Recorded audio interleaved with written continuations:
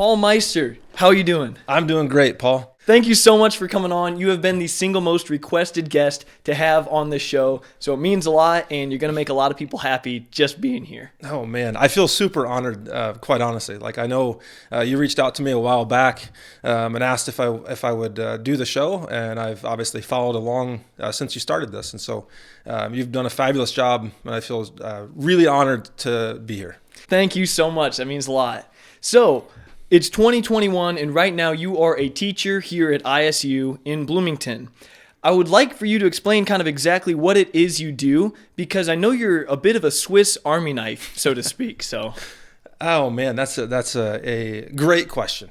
I do a variety of things at ISU. So my technical title is the Coordinator of Academic Services for the Department of Geography, Geology, and the Environment.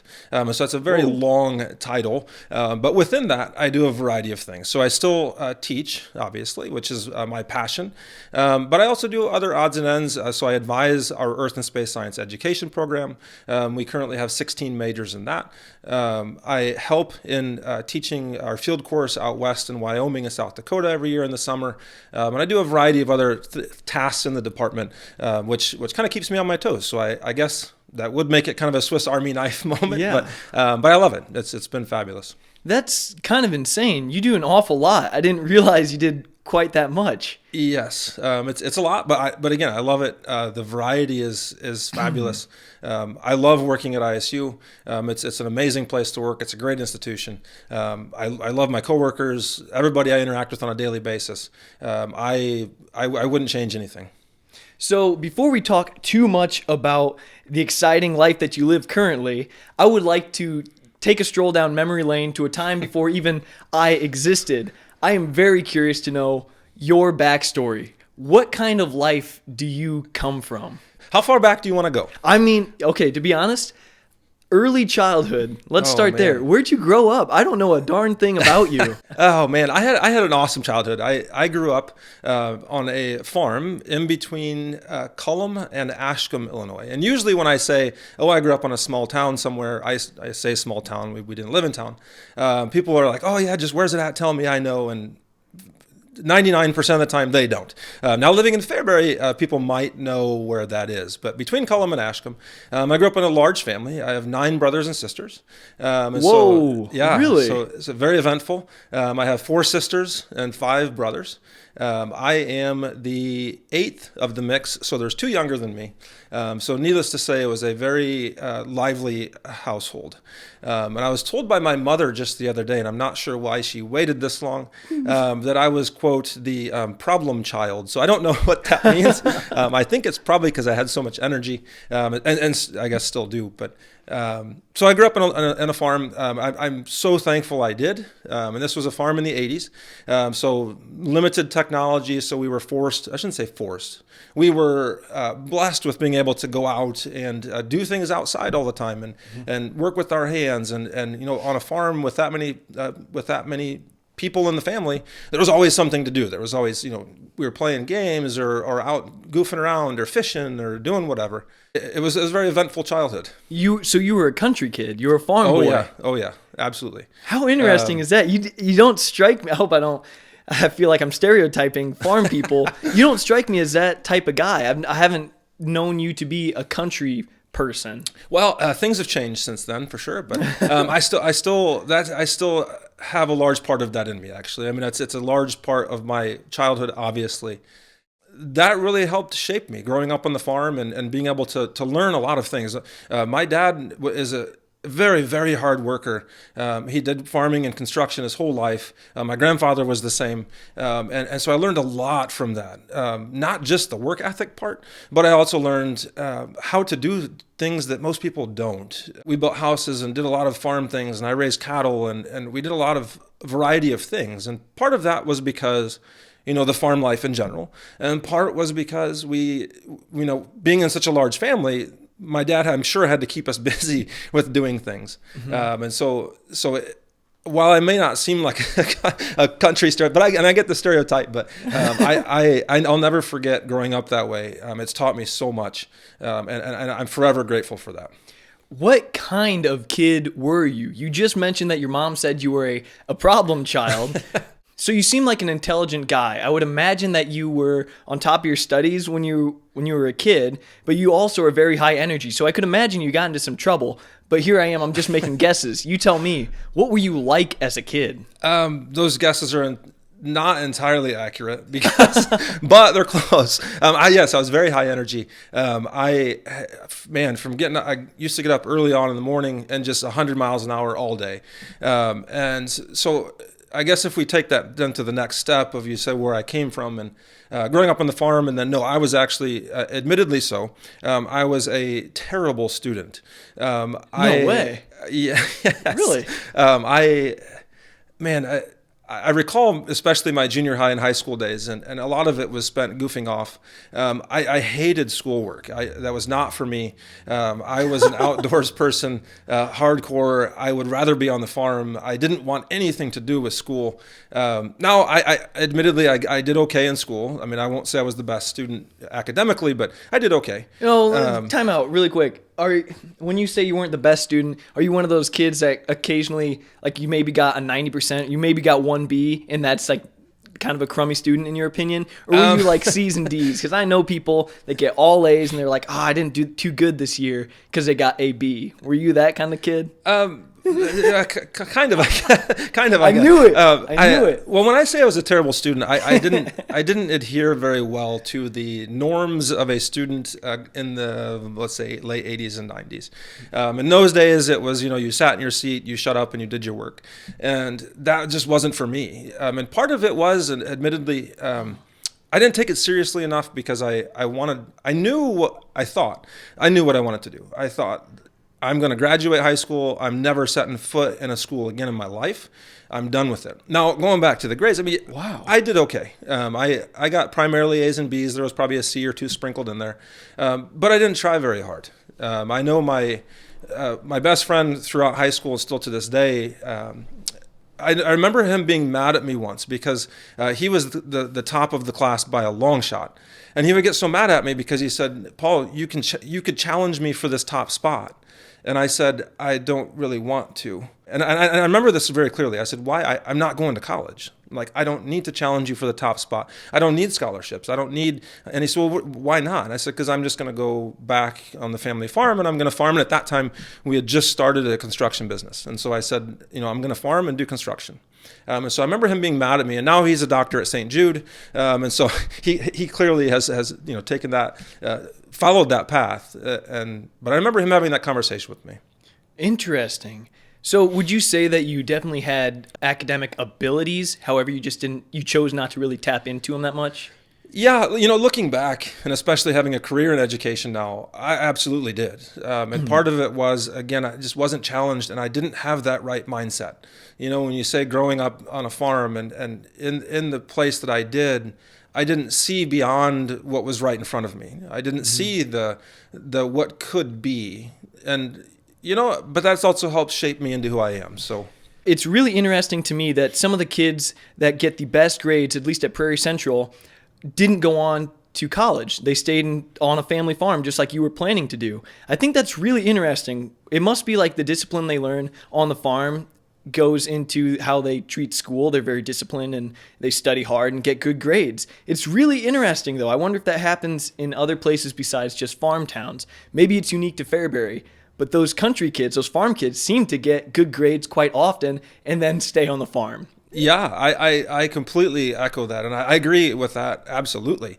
And a part of it is, like I mentioned, the work ethic part. I mean, when you're brought up on a farm, you can't be lazy, and there's no days off. There's no, it's hard work, and I think that absolutely translates into schoolwork. And part of that too, for me is that when I say I wasn't a great student, I remember this too. I always got in trouble for this. I'm a very, very competitive guy, and I would always want to be first done with my assignment. It didn't matter what it was.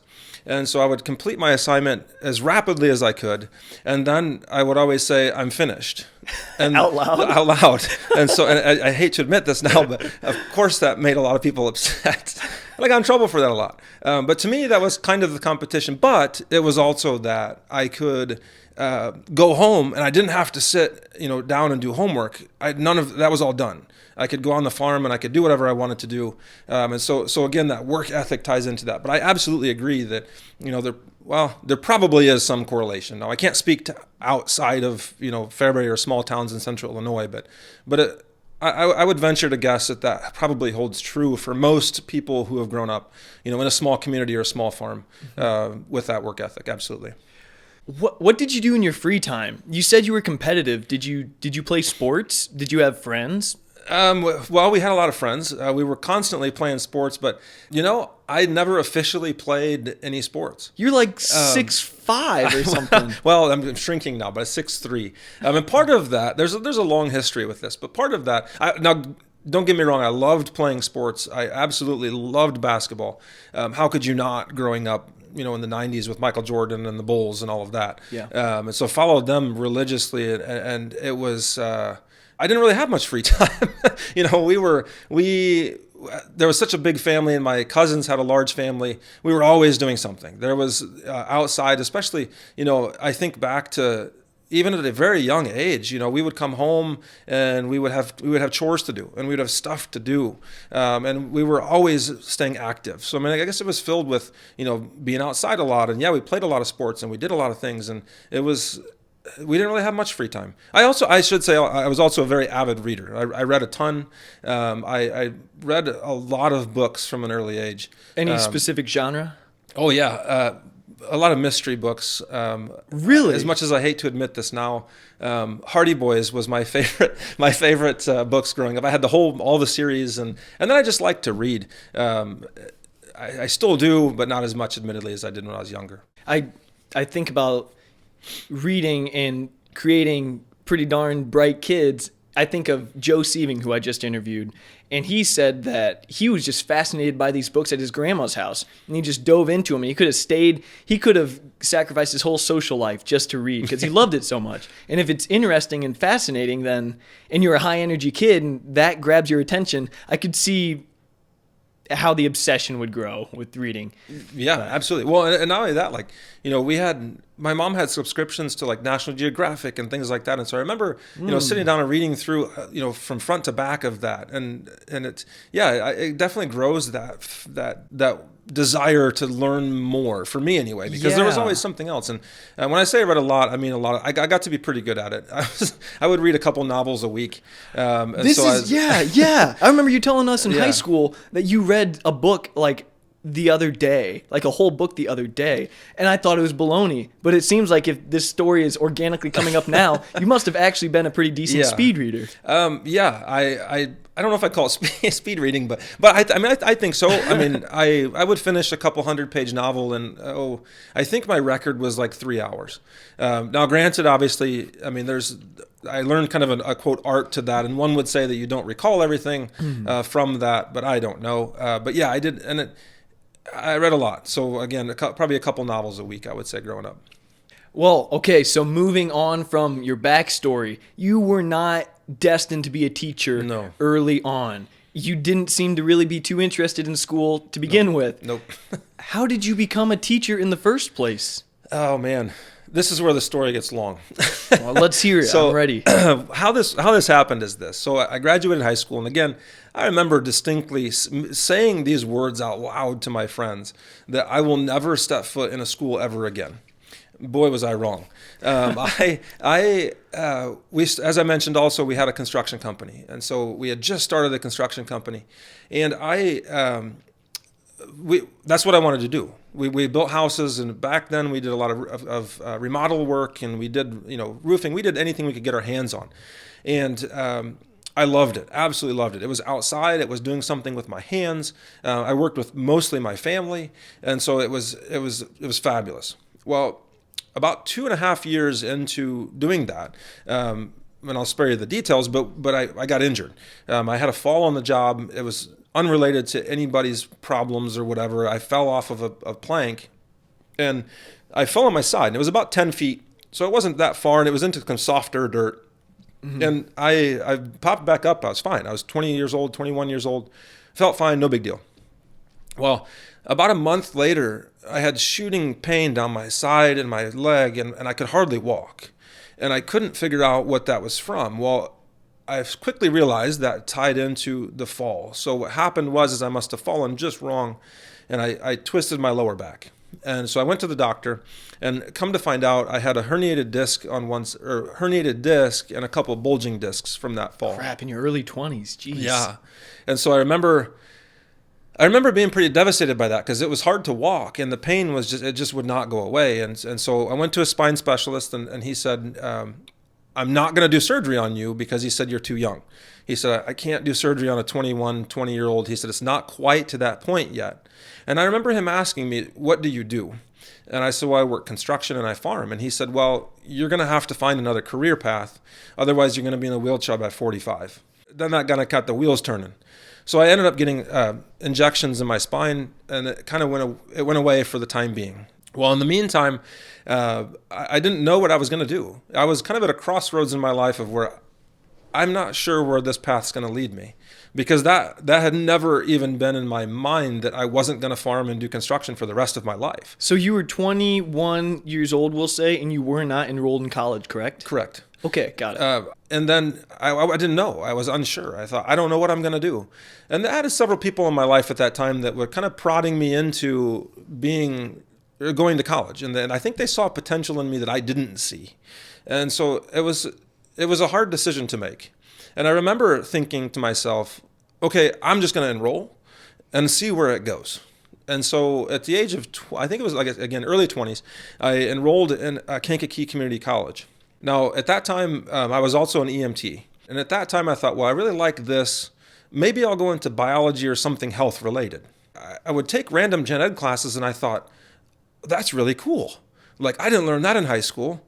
And then I would take another gen ed class and be like, well, that's really cool too. and so honestly, when I first started, I started off as a history major. And part of this was because I took a class with, ironically enough, his last name was Paul, Dr. Paul, and I'll never forget him. He was incredibly impressive professor, and he was so amazing with remembering dates and remembering things and history, and he was fascinating. And so I thought, I'm going to become a history major. And then the idea of becoming potentially an educator started to grow a little bit. And then I forgot my mom's birthday that year, and I realized I probably shouldn't be a history major. Because I'm terrible with dates. So I thought, because what impressed me about Dr. Paul so much was that he would come into a room and just be able to lecture for an hour with no aid. And he was just so impressive. And he dressed up as different characters in history, and it was just so fascinating. Wow. Geez, that is a good teacher. He was amazing. And so that got me into history. Well, then I started researching a bit, and I thought, what can I do with a history education major if I don't end up teaching? And so then I switched my major to biology, because I thought, okay, that ties into the EMT component and the health component. Like, I think that's kind of cool, so I'll do biology. So I was biology, and then when I enrolled at ISU, so I graduated with my associate's degree from Kankakee Community College, and I made up for some time that I had lost in high school because I graduated with honors. So that to me was, I kind of made up for that lack of trying, if you will, in high school. So that was a big moment for me. And then I graduated Kankakee Community College, and then I at that time graduated with biology education. I joined ISU then, and I found out it wasn't really for me. The biology component wasn't for me. I thought, maybe I don't want to do this anymore. Then I decided that I would be English major. You did like reading. Because I liked reading. And at that time, I liked to write a little bit. So I thought that would fit. And I found out that I liked writing, but not enough to write like 20 term papers a semester as an English major. I thought, this is not for me. So then I remember I had to take one more gen ed class, and it was a science gen ed. And I thought, okay, I see this class that's called Geo 102. It's called Introduction to Geology, or Principles of Geology. And I thought, that sounds interesting. I had no idea what geology was. I didn't even know that it existed. And I go in this class. And again, I'll never forget this because the room is gigantic. It's a huge lecture hall. I'd never seen anything like it. Coming from a small town, there's more people in this one lecture hall than it's in my entire hometown. And it was just mind-blowing to me.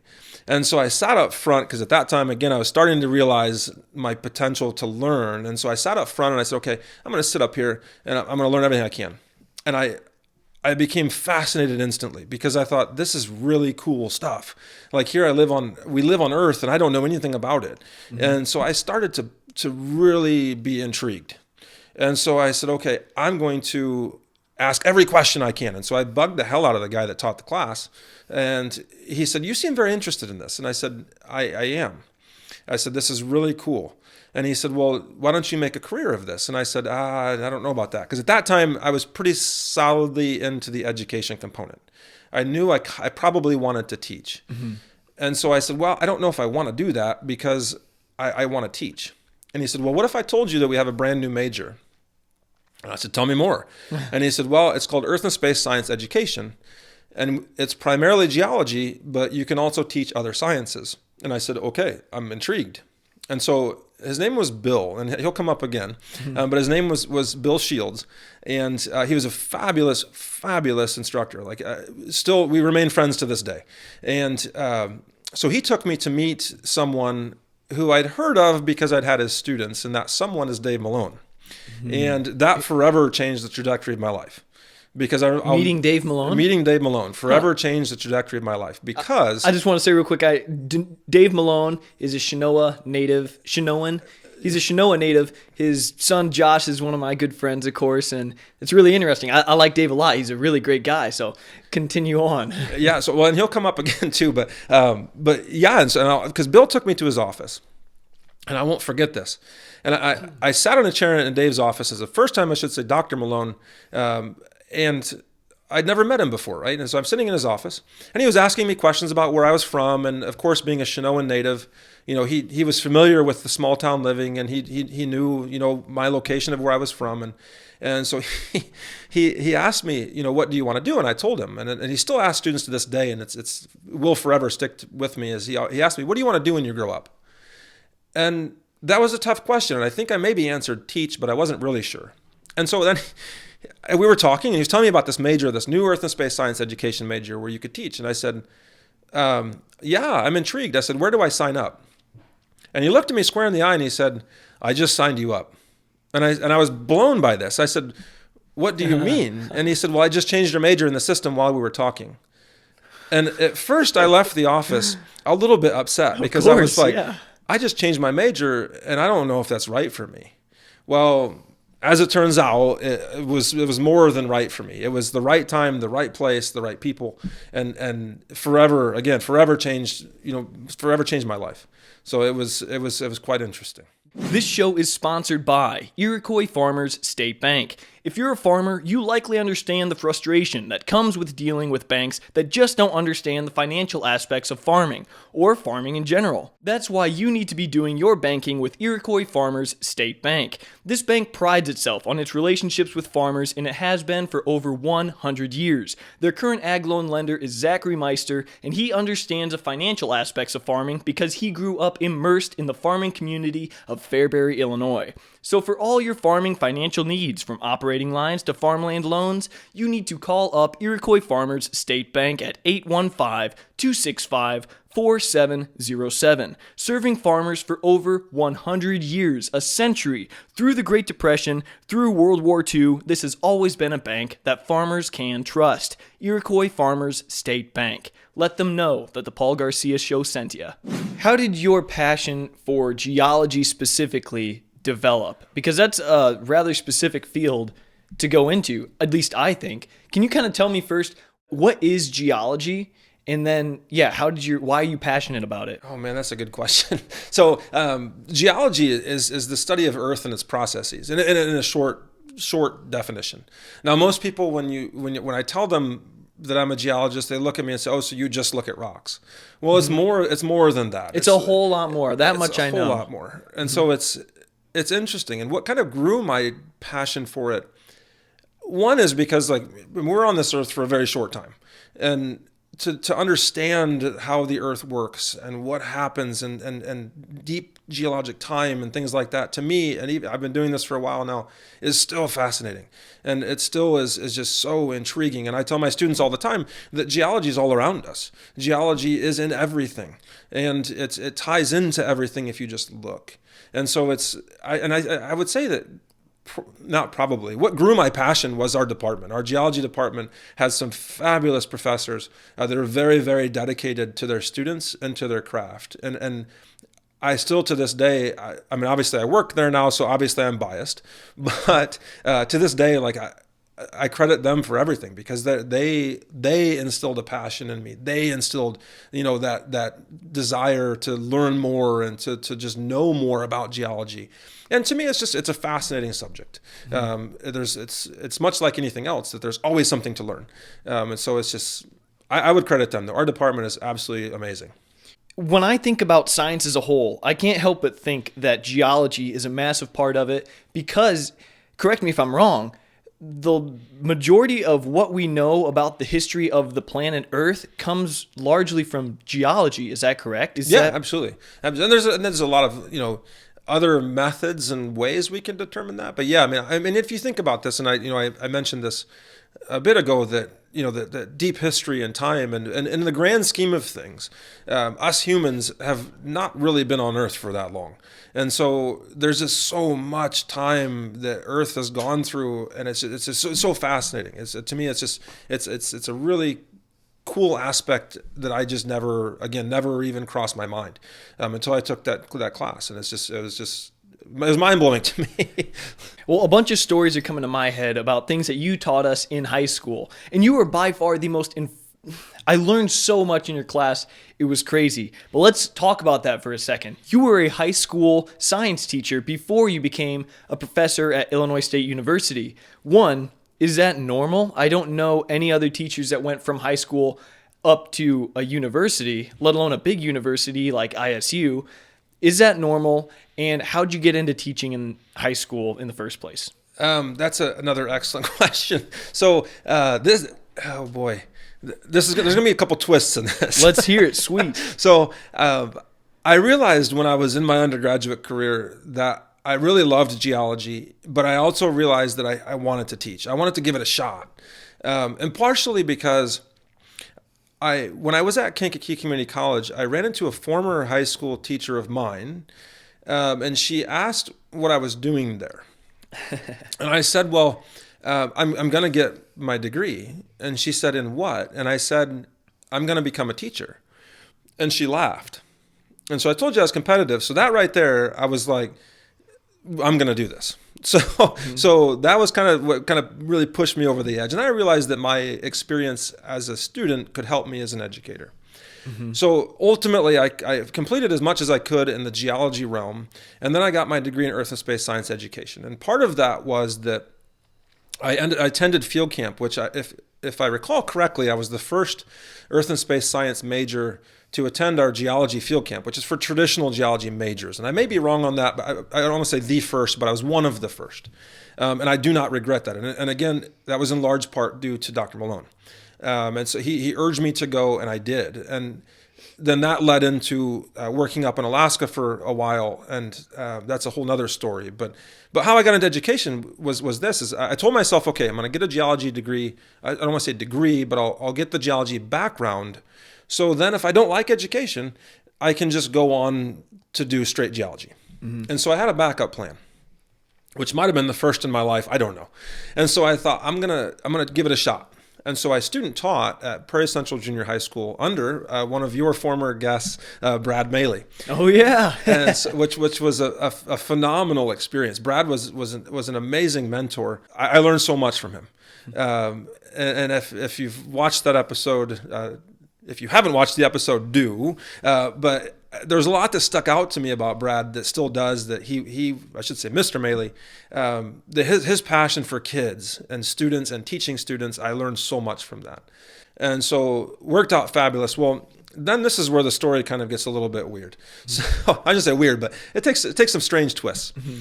So I had worked with the previous summer in Alaska with Dr. Malone on an exploration project for gold, copper, silver, and zinc in a random little tiny town in way north Alaska called Chicken, Alaska.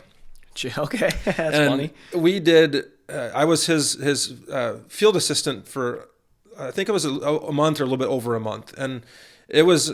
I had such an amazing experience. I mean, unlike anything I'd ever done. Him and I would go out on a helicopter every day, and we would do some field mapping. And I would be his assistant and help him map and learn more techniques. And I admittedly, looking back now, probably wasn't the best field assistant, but I learned a lot, and I really, really enjoyed it. And it was in the wilderness of Alaska. So, I mean, unbelievable scenery, places that you can't get to normally, right? So even now it would be very challenging to get to. Well, I remember after I student taught, I told myself, I said, okay, I'm going to, if I really like it, I'm going to do education. If I don't, I'm going to go back to the exploration. Well, as luck would have it, I got a call from Alaska Earth Sciences, the company that coordinated the exploration companies in Alaska, and they'd asked me, will you come back?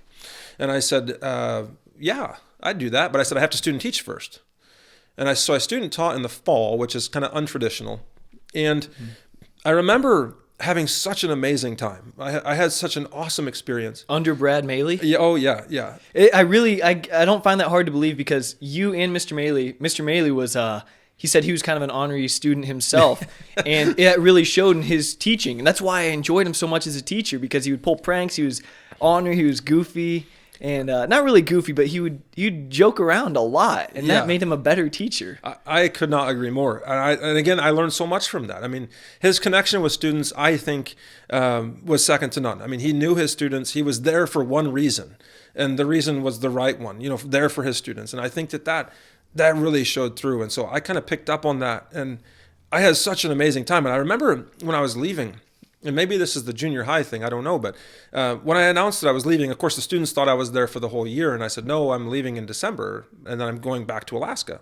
There was students that were kind of crying, and they had written me notes, and they had this big poster that had, this thank you for whatever, and to me, that is what started my career in education, because that connection with students was phenomenal, and I will never ever forget that. It was something that really shook me, because I was like, wait, I as a human have the ability to touch these students' lives, and it was so powerful to me. So I said, I'm going to do this. This is something I want to do. This show is sponsored by Fairbury Furniture. If you're sitting in anything other than furniture from Fairbury Furniture, then you are missing out. Fairbury Furniture sells tons of the comfiest, most gorgeous, and most beloved brands of chairs, couches, beds, and tables. Their store is huge, and their selection is marvelous. They've got loads of 5-star reviews because they are Central Illinois' premier furniture supplier. Everyone loves this place, and so will you. So when you finally decide you deserve a comfortable and beautiful home, head to Fairbury Furniture in Fairbury, Illinois. Rick owns this place, and I know him well, and he is fantastic. At Fairbury Furniture, you're sure to find exactly what you're looking for. Fairbury Furniture. Let them know that the Paul Garcia Show sent you. So I went to, I printed off one copy of my resume, and I went into the high school, and I said, hey, I don't know if you know me, but I student taught at the junior high, and I'm going to leave my resume here. If you ever have any openings for teaching science at high school, that's what I'm qualified for. You let me know, and I'll come back and interview. At the time, there was nothing on the books, and there was nothing posted saying there was any openings. Mm-hmm. And the principal at that time said, there is going to be an opening. Was this Mr. Casillas? No, this is Mr. Schmidt. Oh, okay. And so at the time, he said, there is going to be an opening. He said, I've heard you did really good things at the junior high, so I don't know how that got out. But so I said, well, then, yeah, I'll come interview. And he said, well, can you come next week? And I don't recall the dates. And I said, well, that's going to be a problem. And he said, well, why is that? And I said, because I leave for Alaska tomorrow. And he said, well, what are you doing in Alaska? And I told him that I had taken another job. This was now in Southeast Alaska, doing exploration work as well. And so he said, well, can you come back tomorrow morning? And I said, my flight leaves at noon. And he said, well, can you still come at like 8 a.m.? Well, thankfully, I was flying out of Bloomington. And so I said, I'm flying out of Bloomington. I'll come interview, quickly, and then I'll, head to Bloomington and leave. And so he said, okay. So I went that morning and I interviewed for an hour or two, and then I scrambled to Bloomington and I got on a jet to Alaska, and I kind of forgot about it. I thought, I'm not, and I told him, I said, I'm going to be remote. So I don't really have, great access to cell service and any of that. I said, so if I get the job offer, it may be a while before I get back to you. Is that okay? And he said, sure, we understand the scenario. Well, again, as luck would have it, I had a 1-week training in Juneau, Alaska. And so I flew to Juneau. I had a week training there for mine safety because the new project I was working on was an underground project. And so I said, I'm going to take that 1-week class, and I did. Well, then we got hit with a storm, really bad storm for well over a week. And we could not leave Juneau. And so we got stuck in Juneau we would try to go out that day to the camp, and we would get stuck, and we would try to leave. Tried with kind of awesome. I bet it was crazy. That's hardcore. It was crazy. Being in a winter storm in Alaska had to be wild. Oh, it was unlike anything I've ever seen. So I remember getting on. We would get on these small float planes, and we would try to take off. And then we would get 5 minutes out, and the pilot would turn around and yell, "Nope, not doing it today." And so we go back and land. And that repeated itself multiple times. Well, then we took a boat out to go to camp, and we got out about an hour and a half. And there's this strait in southeast Alaska that's very, very dangerous. And I remember being up kind of near the cabin, and there's waves crashing over the top of the boat. And word. The captain of the boat turns around and says, "Nope, we're not doing this." So it was kind of frustrating at the time. Oh, I'm sure. Yeah. But again, being from a small farm town in central Illinois, where I'd never seen anything like that. So it was all an adventure. And so, long story short, after a week of trying that, we got really good weather, and we're doing this today. So we were getting on the plane, and my phone rang, and I thought, this is strange. I literally had one foot on the plane, and it was Mr. Schmidt, and he had said, "Hey, Paul, we thought hard about this. We had other interviews, and we want to offer you the position at Prairie Central High School." I had to make a decision on the spot as I'm getting on a plane to go to a project in southeast Alaska. And so in a split second, I thought about saying no. And then something inside said, say yes. And so I said, yes, I'll take the job. But I had told him I can't be back until, late summer, because I've told the folks I'm working for that I'll be there at least through the summer. Mm-hmm. And so he said, okay, no big deal. Will you be back anytime between? And I said, yes, but I don't even know when.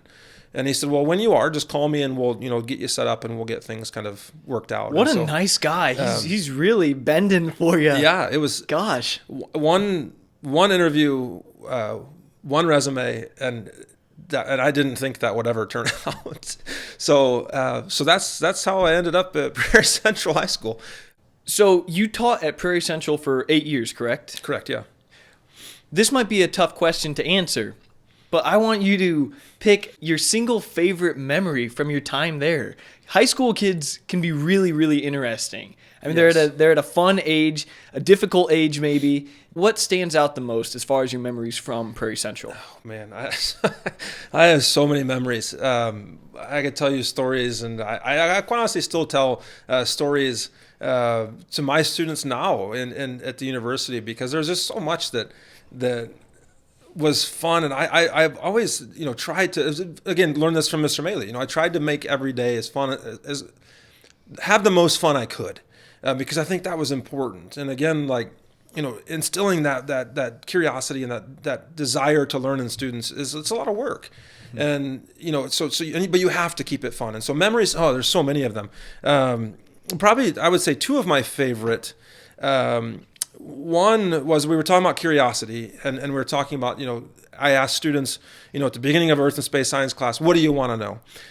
And one of this came out, and we were talking about this, that how it was right after you graduated, and one of the students had an idea of, let's send a weather balloon up into the atmosphere. And I thought, there's no way we can do that. That's beyond our realm. That's not. Well, they really prodded me and pushed me into doing this, and it turned out, and it led into one of probably the most memorable and fascinating projects that I ever did as a teacher. So long story short, I had the students research and design everything, because this was the learning component of this, right? And we were talking about atmosphere in Earth and space science. So it certainly ties into that.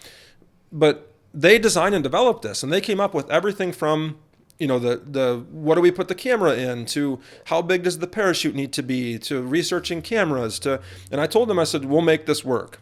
And we did, and we actually involved a student who was being homeschooled at the time, who was really good at robotics, and he was on a robotics team, and he knew how to program these little computer chips called Arduinos. But anyway, so we ended up putting this project together, and we launched it.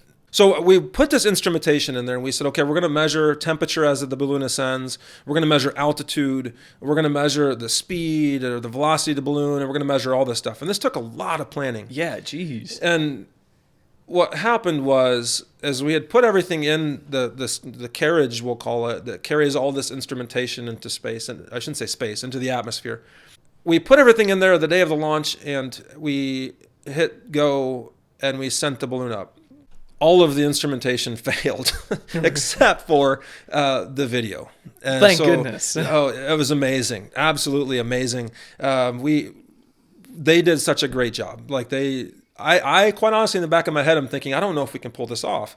And they did a fabulous job. Even though the instrumentation failed, but that still is something to learn, right? That science doesn't always go smoothly, and something can happen that just throws you all off. And that was that something, and that was okay. And you would think, in a class that I would be upset or mad at them or whatever, but that was another learning moment of, hey, it failed, and that's okay. But we got fabulous video, and they were so excited about that, and I was. It was really, really cool. It was an amazing project. The video is on YouTube. I've watched it. I Yep. watched it right after I graduated, and I was amazed because you see you let go of the balloon, and you get smaller in the distance as the camera goes up.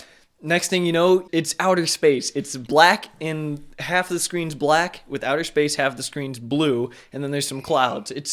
It's incredible. I was amazed. Those kids had to be so pumped up when they watched it for the first time. They're like, "Oh yeah, that's outer space right there. We just got footage." Yeah, it was awesome. I mean, they were let down by no data, but the video's outstanding. I still use it to this day to talk about atmospheric phenomenons and things like that at ISU. But so that's probably my favorite story, and then I have to throw this one in there. The time, and this is all I'm going to say about this, but the time that Mr. Crone, who taught chemistry at the time, we won't say shut down the school, but when the whole science wing had to be isolated because of a little incident that Mr. Crone had with some iodine, I have to throw that in there. I'll never forget that. Obviously, as you well know, Mr. Crone and I became pretty close friends and teaching right next to each other. And but no, it was fun, and again, that connected, I think, well with the students. That they knew that, and there was another time when I think Mrs. Shire had for FCLA to buy your crush a crush for Valentine's Day, and I don't know if you were there when we did this, but I was, yeah. When I got all the students to buy Mr. Crone a crush during the last period of the day, I'll never forget. I think Mrs. Shire, I don't think, was very happy with this because I think they had to shut it down. We raised a lot of money for FCLA, but by the time we were finished, Mr. Crone had a mountain of Crush, the Crush soda on his desk, and I think they shut it down the next year because of that. So I'm sorry for that, but. So you're in just 8 years, you became kind of a legendary teacher at Prairie Central, and that's a fact. How'd you go though from being a high school teacher one year to being a teacher at ISU the next? So how this happened is, again, once I got into education, I realized that never stops. I always want to continue learning something, and I really thoroughly enjoyed teaching high school. I did, obviously, and at that time, I thought, okay, what's my next step? This episode is sponsored by PSF Legacy JiuJitsu in Normal, Illinois. PSF Legacy JiuJitsu helps people like you and me to develop extreme discipline, mental and physical toughness, and elite-level combative and defensive techniques. Learn submissions, learn takedowns, and learn what to do when a fight hits the ground, all while getting into the best shape of your life at PSF Legacy JiuJitsu in Normal. Absolutely anyone can enroll here. It's so welcoming, the education is great, and the owner and coach, Jared Game, is a great man. Jiu-Jitsu is fun, intense, promotes good health, and builds confidence like you would not believe. So it's about time you learn how to do it. Shoot them a message on Facebook at PSF Legacy Jiu-Jitsu or give them a call at 217-637-4699. PSF Legacy Jiu-Jitsu is located at 1314 Fort Jesse Road in Normal, Illinois. I personally love this place and I've trained here many times. PSF Legacy Jiu-Jitsu. Let them know that the Paul Garcia Show sent you. I knew I wanted to get my master's in science because, again, I have a passion for that. I thought that was really cool. And so I applied to and was accepted, thankfully, to Illinois State University, again, to the same department for getting a master's in hydrogeology. And so I did that as I was working at PC, and that was hard. That was a challenge. You're teaching high school kids and you're getting your master's? Yeah, full time, obviously, and it was it was hard. There was a lot of nights where I'd be literally doing research at the kitchen table till midnight or 1 a.m, and then have to get up super early and go teach high school, and it was a challenge. And again, though, this speaks to our department because some of those people now that I still work with, or now that I have the pleasure of working with, they really, really helped me out. There's a couple of them, and I'll name them because they're amazing human beings. And I won't name everybody in the department because they all are, but the two that really helped me out the most were Dr. Catherine O'Reilly, who teaches geochemistry, which is a challenging subject. And she was absolutely amazing in working with me because she knew my situation. She knew that I was teaching and that I wanted to get my master's, and so she was absolutely fabulous.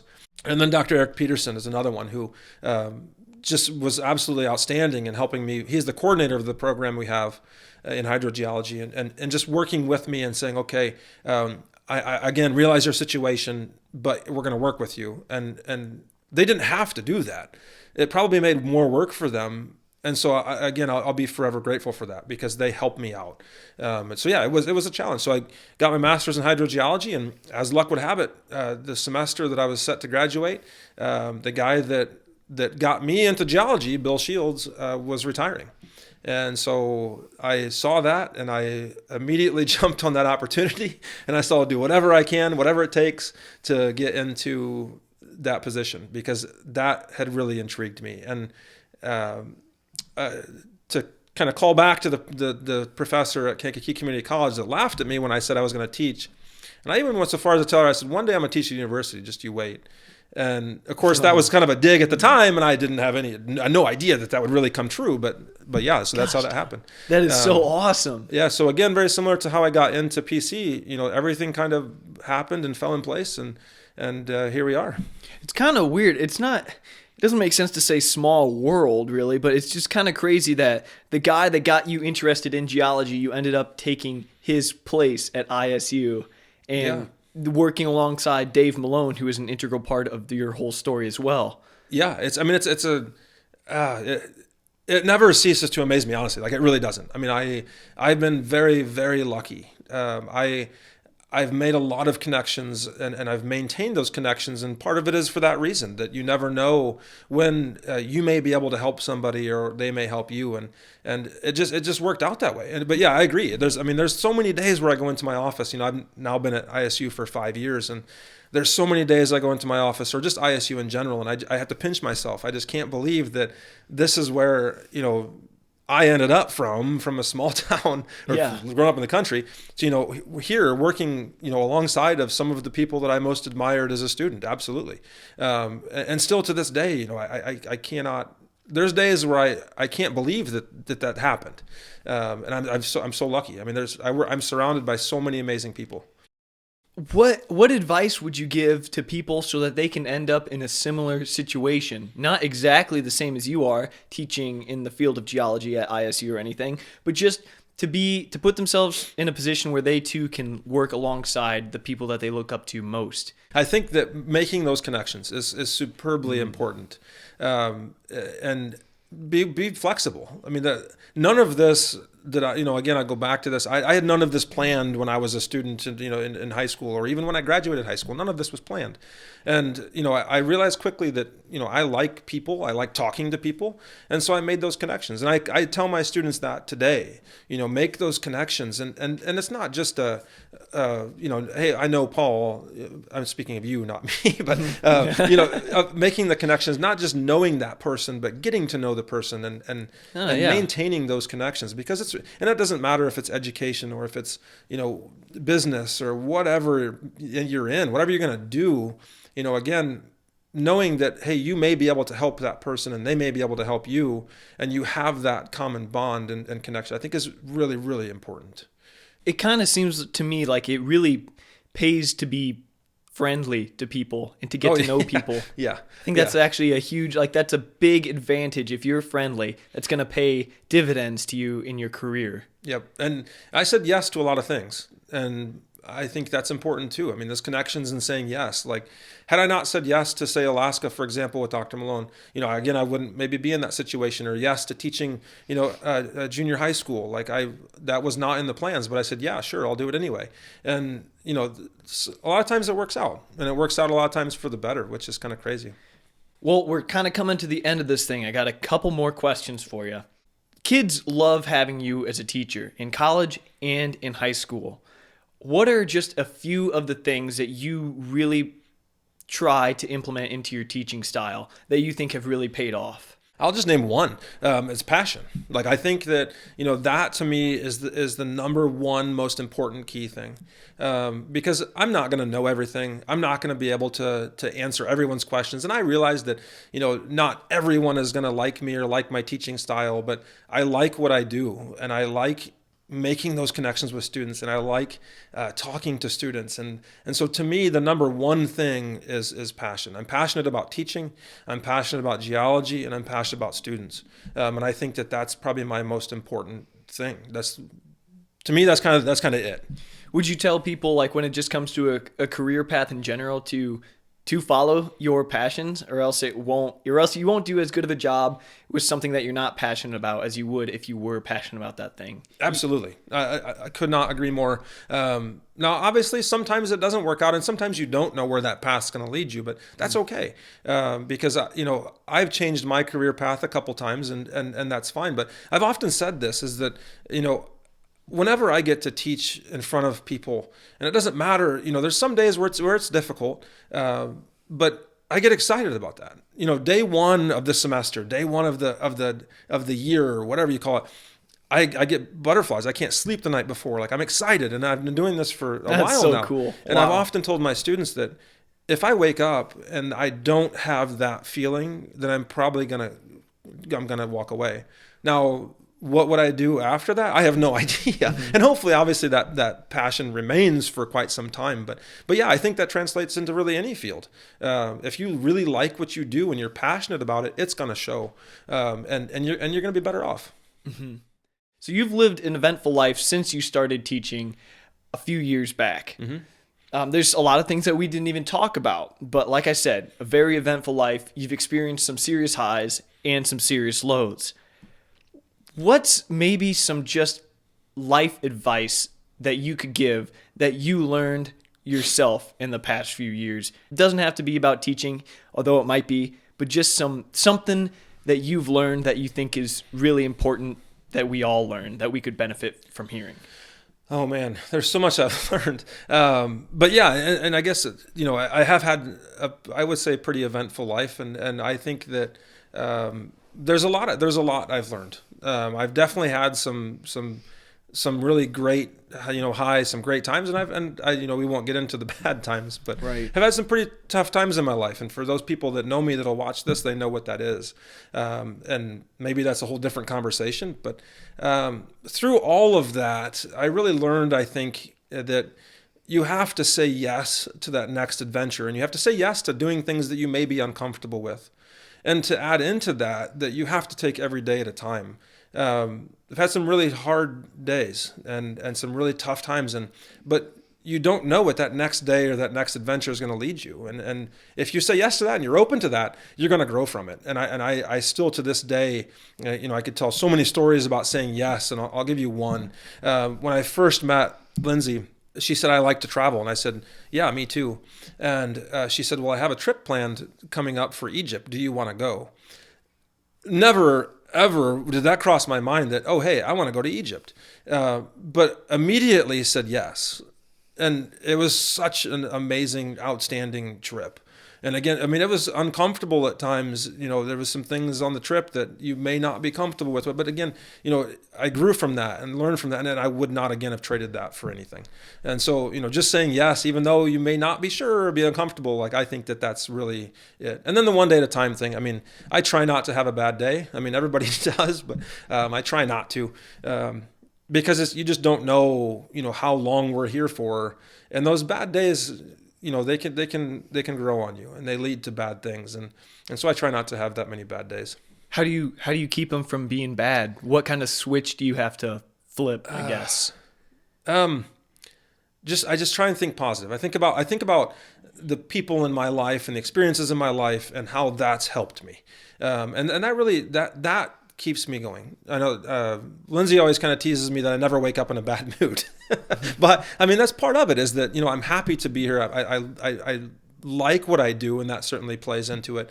And then seeing some circumstances that happened in my life that really make me think about that we're not sure about how long we're here, and you have to take advantage of that, and you have to take advantage of being and I'll just put this out there. I mean, I lost someone to cancer, and seeing her go through that she taught me a lot, and more so about having a positive outlook.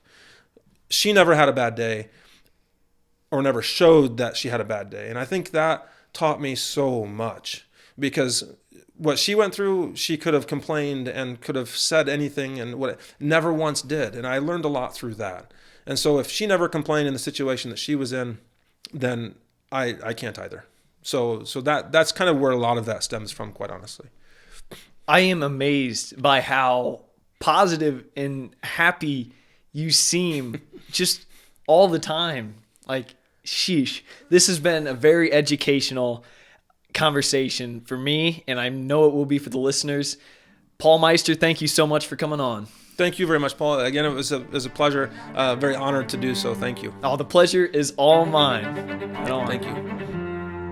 And all great things must come to an end. If you enjoyed this episode, please give it a like and maybe even a share. And if you appreciate this show and want to help support it, you can donate to it using Venmo or PayPal at The Paul Garcia Show. If you want to support the show and gain access to exclusive bonus footage, well then you should become a patron at patreon.com/Paul Garcia. And you will find a whole host of never before seen footage and full-length HD episodes. As always, thank you so much for listening to The Paul Garcia Show. God bless and have a great week.